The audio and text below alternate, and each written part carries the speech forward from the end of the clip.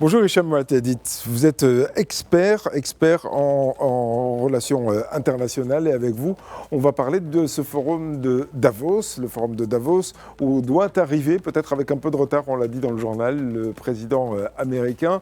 La question du Groenland va être au centre des discussions et c'est vrai que Donald Trump arrive avec, si j'ose dire, le bras de fer dans la perspective. Il veut tendre même le bras des Européens sur cette question du Groenland.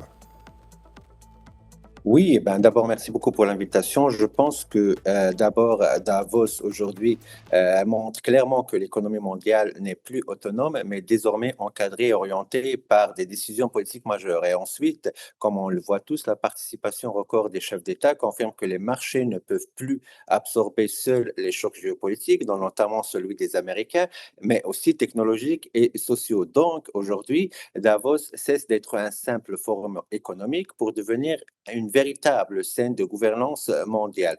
Et donc, d'emblée, comme vous venez de le mentionner, la présence de Donald Trump transforme Davos en un espace de tension stratégique plus qu'un lieu de consensus comme elle l'était depuis un certain nombre d'années. Et donc, ensuite, les menaces tarifaires et le dossier de Groenland relèvent en fait moins de l'économie que d'une volonté de tester la solidité des alliances occidentales. Et c'est ce que les Européennes essayent de faire afin de faire face ensemble en bloc vis-à-vis du président américain. Donc, Trump, en quelque sorte, utilise l'incertitude comme méthode de négociation et aussi comme instrument de pouvoir au sein de ces échanges en fait économiques dans le cadre de cette plateforme de Davos. Dès lors, on peut dire qu'il impose son agenda en forçant ses partenaires à réagir dans l'urgence et c'est ce qui perturbe en quelque sorte la stratégie, que ce soit des Européens, mais aussi de l'ensemble des acteurs participant à cette rencontre économique. Donc,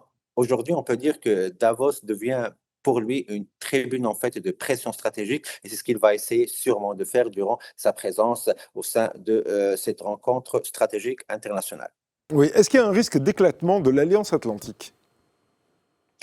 Je pense qu'on va pas arriver jusqu'à l'éclatement de l'Alliance Atlantique, mais peut-être il va y avoir des ajustements dans les rapports de force entre Washington et le reste, en fait,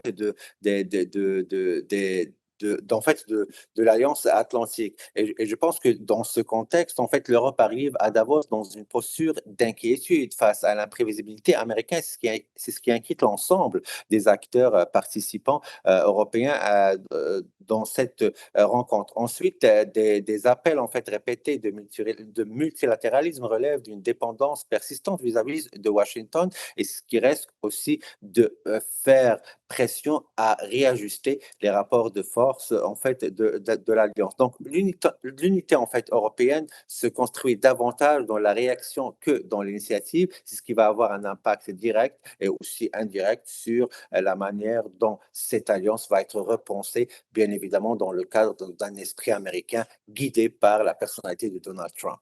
Oui, alors ce matin, le président français, Emmanuel Macron, a appelé à effectuer des exercices de l'OTAN au Groenland. Il a même dit que la France était prête évidemment à y participer.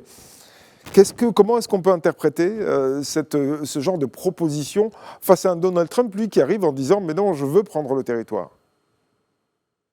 Je pense que la France va essayer vraiment, ou essaie jusqu'à certains points, d'assurer une certaine présence afin d'absorber cette pression américaine et notamment celle en fait de Donald Trump et de la Maison Blanche. Mais jusqu'à certains points, la question qui se pose, jusqu'à où en fait les Français ou la France vont résister aux pressions américaines. Comme on le sait toujours, le président américain va essayer d'utiliser en fait l'outil économique et commercial afin de chercher de mettre pression sur le leadership français pour qu'il puisse céder en quelque sorte aux propositions, mais aussi à la vision de Donald Trump.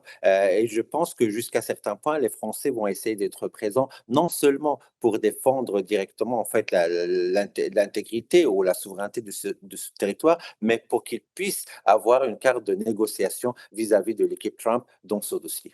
Oui, la question des droits de douane va être aussi certainement au centre de ce forum économique de Davos.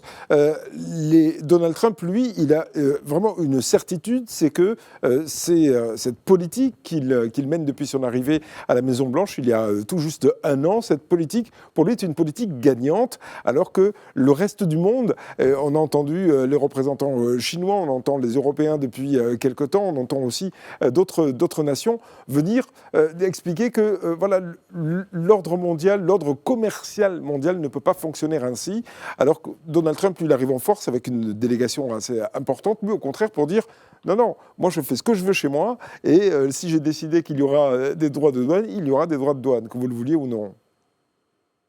Ben, je pense que cette question de droit de douane est l'outil le plus privilégié et préféré de Donald Trump dans ses négociations avec ses collaborateurs, ses partenaires ou même dans les relations économiques des États-Unis avec le reste du monde. Et si on le voit d'une analyse en fait un peu plus froide, je pense que progressivement le mythe du libre-échange comme moteur et automatique de paix s'effondre et Donald Trump essaie de mettre en avant en fait cet outil de droits de douane afin d'assurer ou d'imposer en fait sa politique ou sa vision mondiale des États-Unis. Ensuite, la sécurité en fait nationale prend le pas sur l'optimisme économique à travers l'usage notamment de ces droits de douane. Et donc, les chaînes de valeur deviennent des chaînes de souveraineté. C'est ce que Donald Trump essaye de faire à travers sa stratégie d'imposition sur les États ou les acteurs qui ne veulent pas ou qui résistent jusqu'à certains points encore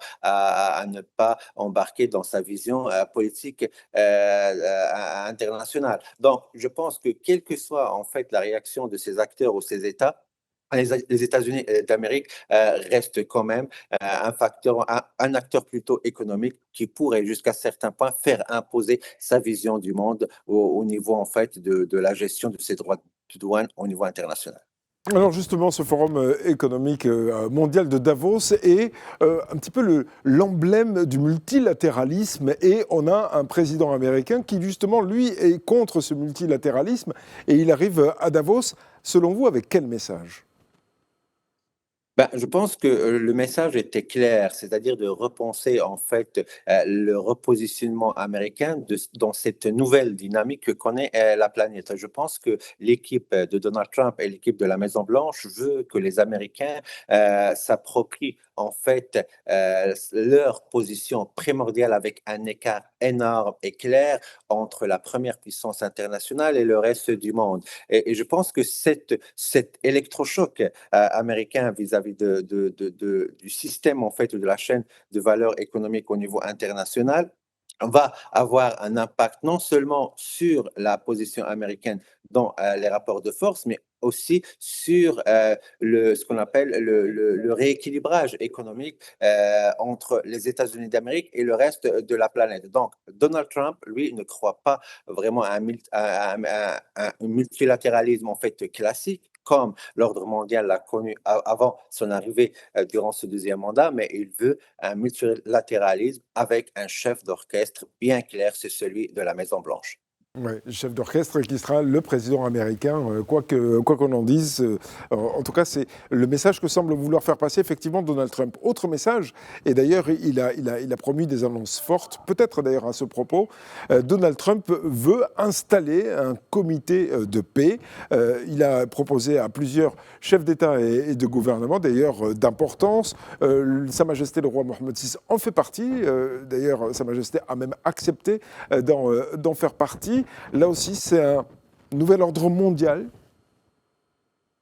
Oui, bien évidemment, et je pense que ce conseil de paix vraiment est une nouvelle vision de la stratégie américaine au niveau international afin qu'il puisse s'imposer comme une puissance de résolution de paix. Et je pense que le Maroc a fait bien en fait d'intégrer ce conseil parce que c'était une invitation en fait directe de la part de la Maison Blanche à Sa Majesté le roi Mohamed VI afin qu'il qu'il puisse faire partie de ces acteurs constitutifs de ce Conseil. Et je pense que cette réponse de la Maison-Blanche en mettant en place ce Conseil, c'est une réponse vraiment à un manque, en quelque sorte, des Nations Unies de combler, en fait, ou de suivre l'évolution internationale dans la gestion des crises un peu partout. Et je pense que cette réponse d'instaurer ce Conseil va essayer de combler, ça ne serait que vraiment d'apporter une autre vision